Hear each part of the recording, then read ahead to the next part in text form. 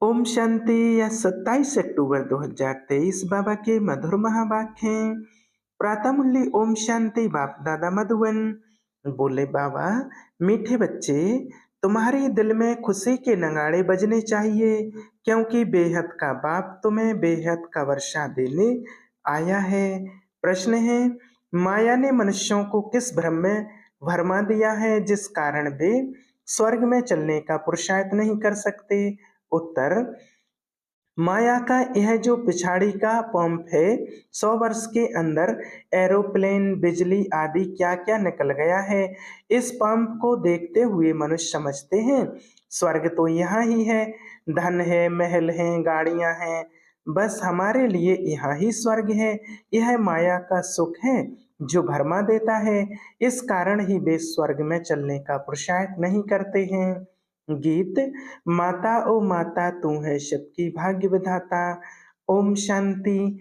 अभी यह तो बच्चों को समझाया गया है कि जो होकर जाते हैं उनकी महिमा गाई जाती है। भारतवासी तो जानते नहीं, विद्वान पंडित भी नहीं जानते। जगत अम्बा अर्थात जगत के मनुष्यों को रचने वाली, तुम जानते हो जिसको जगत अम्बा कहते हैं, वह अभी बच्चों के सम्मुख बैठी है। भक्ति मार्ग में तो ऐसे ही गाते आए हैं। तुम बच्चों को अभी ज्ञान मिला है, अर्थात जगत अम्बा का परिचय मिला है। जगत अम्बा के नाम से भी भिन्न भिन्न अनेक चित्र बनाए हैं, वास्तव में है तो एक ही जगत अम्बा। उनको ही काली कहो, सरस्वती कहो, दुर्गा कहो, ढेर नाम रखने से मनुष्य मूझ गए हैं। काली कलकत्ते वाली भी कहते हैं, परंतु ऐसा चित्र तो होता नहीं। बाप कहते हैं यह सब भक्ति मार्ग की सामग्री है।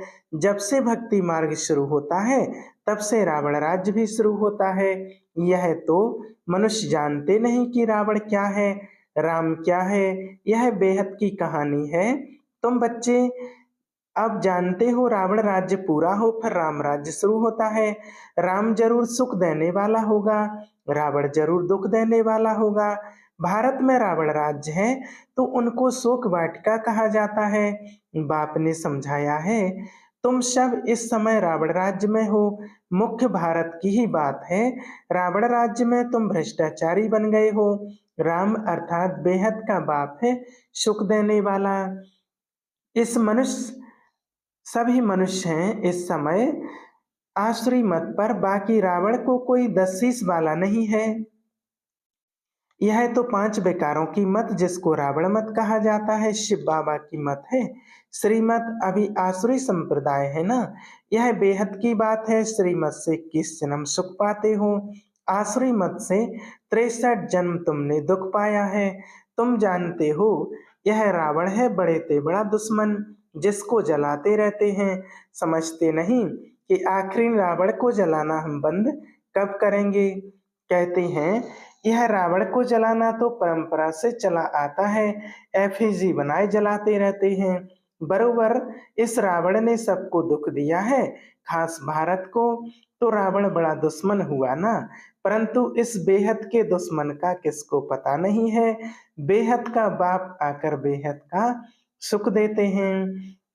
ऐसी सहज बात भी कोई विद्वान पंडित आदि नहीं जानते।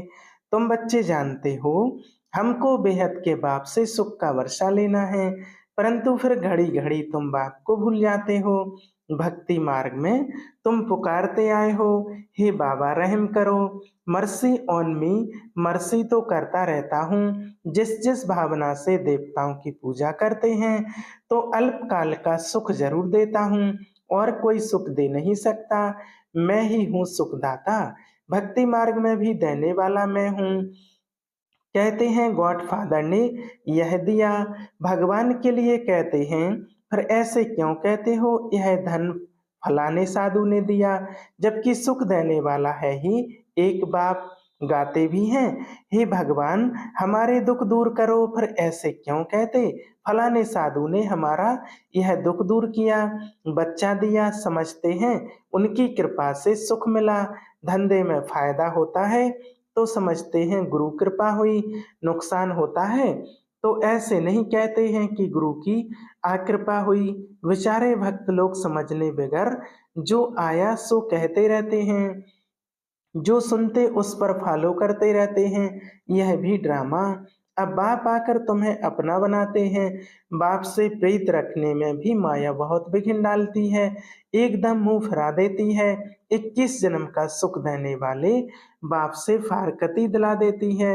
बाप समझाते हैं भक्ति मार्ग और ज्ञान मार्ग में रात दिन का फर्क है।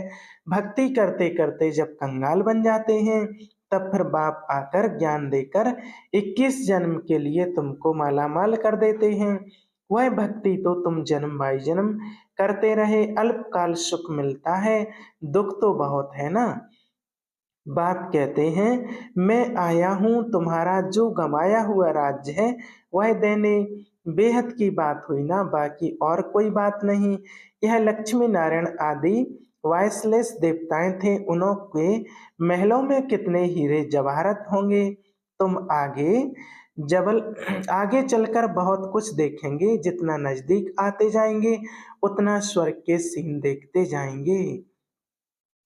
कितनी बड़ी बड़ी दरबार होगी, खिड़कियां खिड़कियों पर सोने हीरे जवाहरतों का कितना अच्छा श्रृंगार होगा। बस यह रात पूरी होकर दिन शुरू होगा।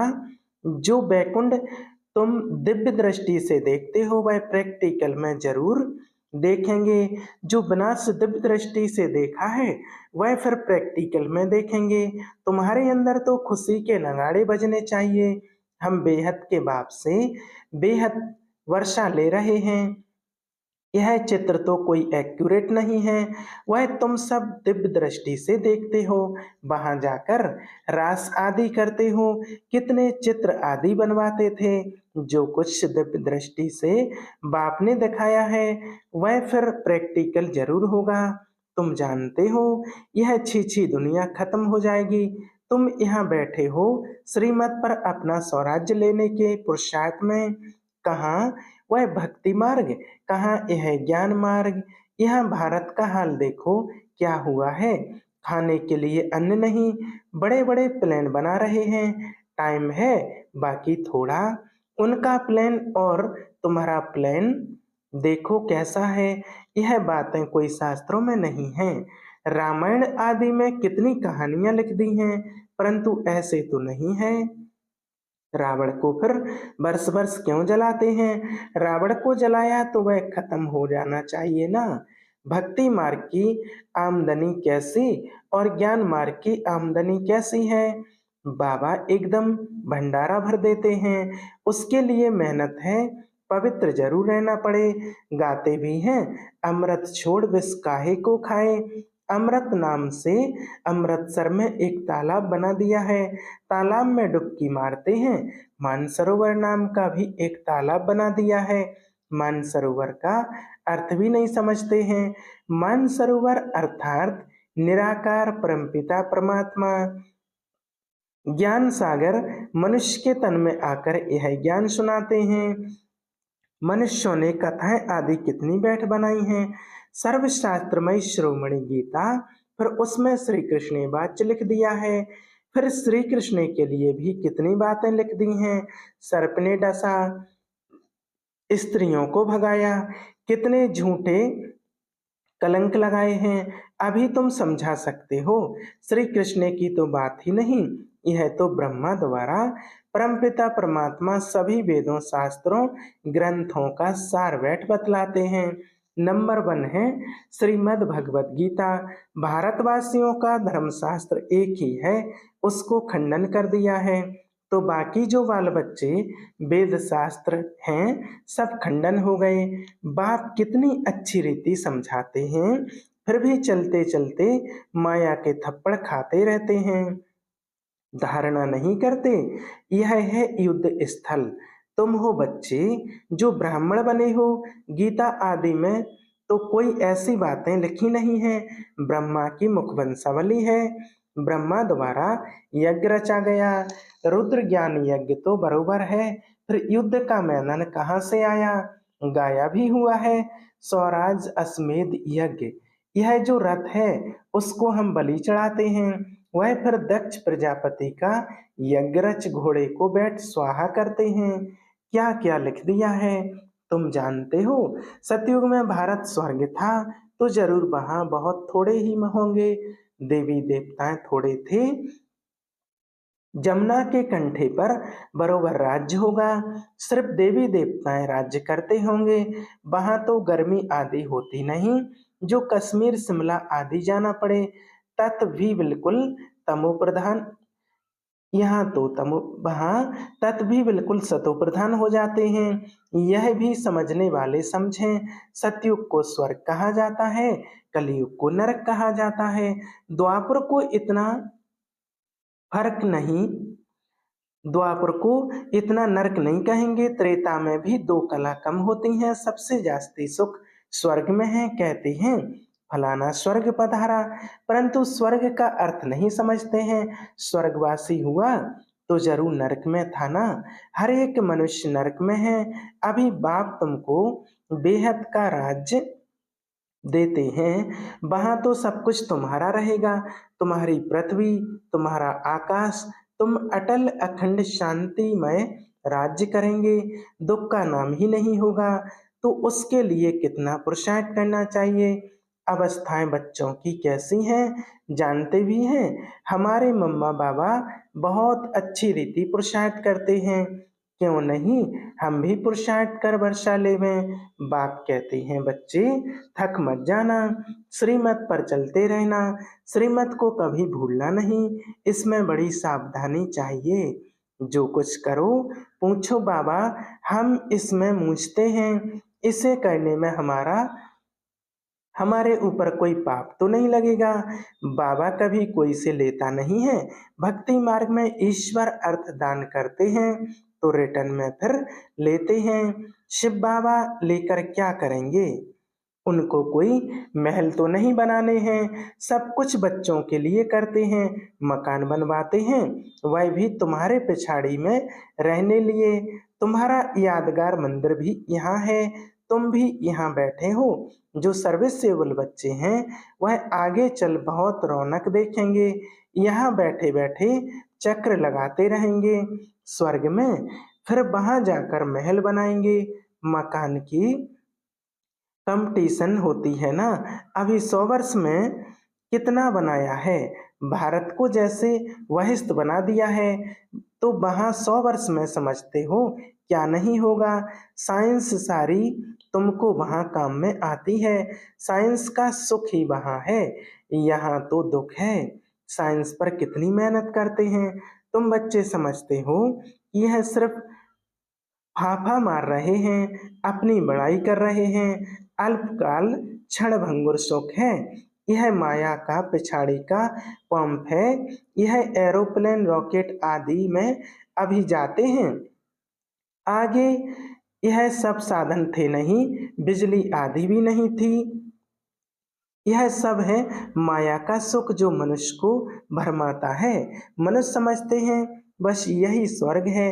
विमान आदि स्वर्ग में थे, अभी स्वर्ग है ना।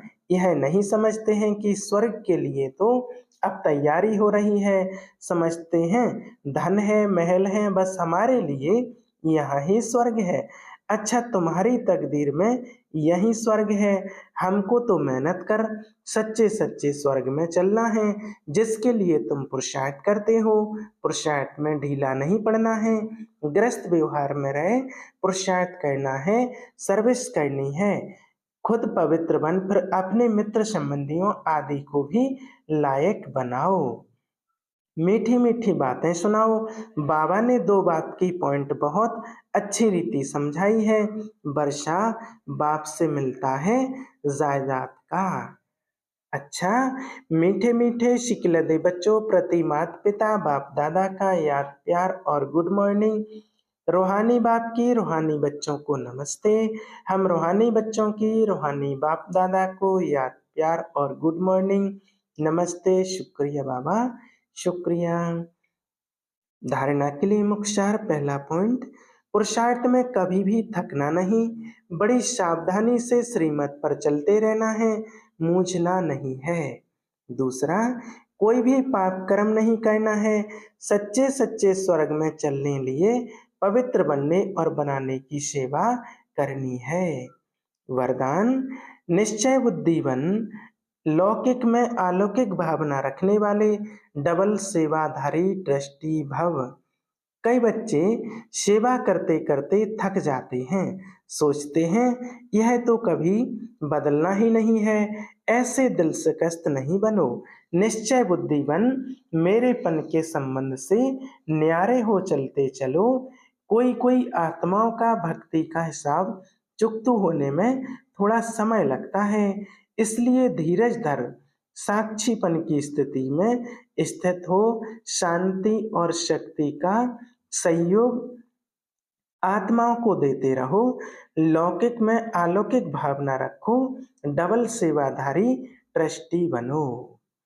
स्लोगन: अपनी श्रेष्ठ वृत्ति से वायुमंडल को श्रेष्ठ बनाना, यही सच्ची सेवा है।